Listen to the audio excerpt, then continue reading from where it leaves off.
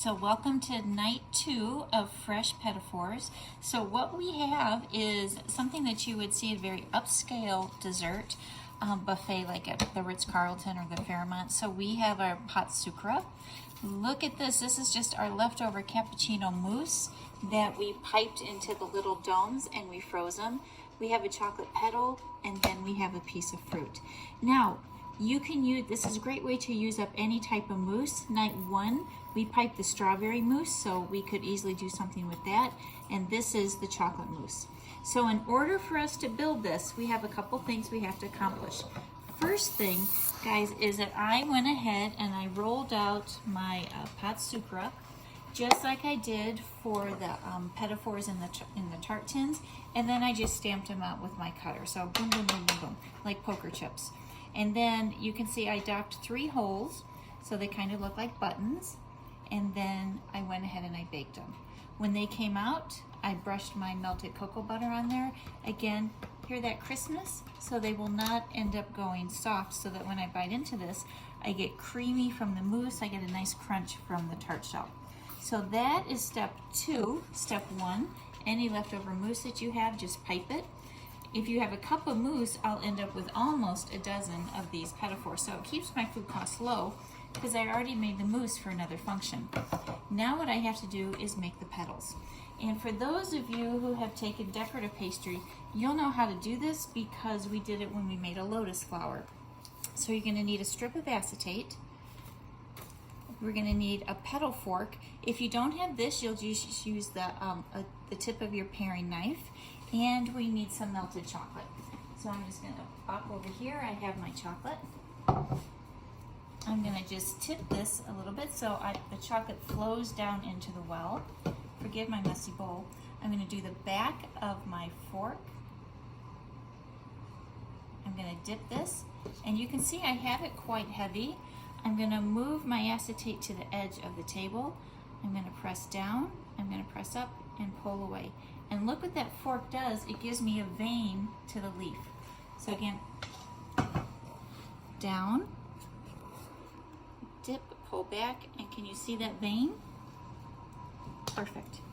So again, down, lift up, and pull away. Now, if the very bottom isn't perfect, it doesn't matter because we're actually going to curve these. So, and that will create a nice little pocket to put whatever type of fruit I would like on the top of these. It just gives me a little station, a little shelf for it to sit down. See, that one I'm not happy with, so I'm just going to come back, redip, and pull away. Now at school, we're going to end up just cooling these inside a cut PVC pipe. But you know, I like to show you things too in case you don't have all the equipment that we have at school. So I have a side of a plate. We're just going to go right here. I'm going to pick up my guitar. And look, all I have to do is just kind of bump that up against it. And guys, this will set.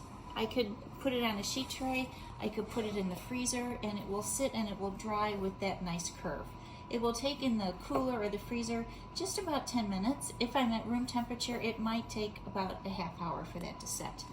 So, I'm ready to start to assemble these. So what I have my little tartlet buttons. Let me go to my freezer. And I have my cappuccino mousse that we used the other day. I'm going to put just a little dot of chocolate down. This will adhere the mousse.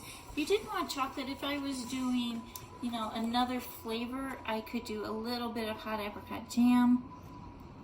I could put some raspberry jam down just to coincide with the flavor a little bit. I'm going to pop these out. These pop out beautifully when they've been frozen. So that's why I just went ahead and put them in there. The ones that we made the other night, I just wrapped them and in the freezer they went. So again, these are always there in case you have a pop-up event and you need something quite upscale. You'll always have these little domes in the freezer. So there we go. At this point too, I could take this and put it back in the freezer. I would just wrap up the sheet tray, and then again, I have them whenever I needed them. Now the next thing I want to do is put a little bit of chocolate on top so that my chocolate leaf we'll start right here. So I have that. I have my ones in the fridge. So these were setting, so all I have to do is just peel back the guitar, and look how nicely these come right off. I'm just going to pick one up. The chocolate will hold it. See, so here I've created a nice little shelf where my fruit can sit. There we go.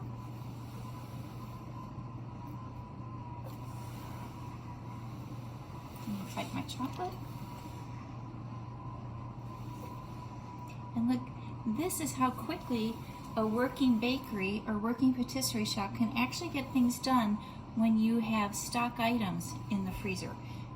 It makes life go so fast. I could do a couple hundred of these without having to mix anything new, because these petals could also be made on a slow day in the bake shop, and then I can store them at room temperature, and I always have them on hand.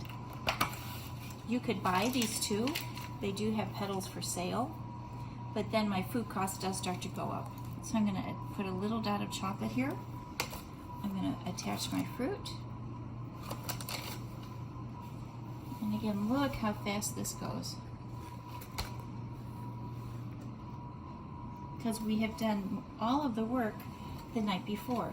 So the day that we do the tartlet shells, I'm actually going to have you punch out, and you will have punched this out, and we didn't do anything with them the other night, and now you can see exactly what we're going to do with these. We're just going to build these little fresh tartlets. Now, we're going to consider these done. Excuse my arm for a minute. All I have to do now is just garnish this with a little powdered sugar, and just to make the colors pop nice and high.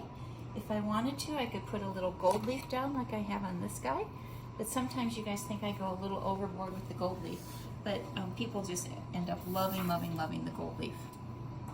And so look how beautiful those are. So again, this is everything. The only thing new for this technique is the chocolate petals. And so I'll show you how to do that again, but I just dipped my petal fork or my petal knife in the chocolate, set it down and pulled it away. If you don't have one of those, you would just use the tip of your paring knife. We pop the excess mousse out of the freezer, we attach it with a little chocolate, and beautiful.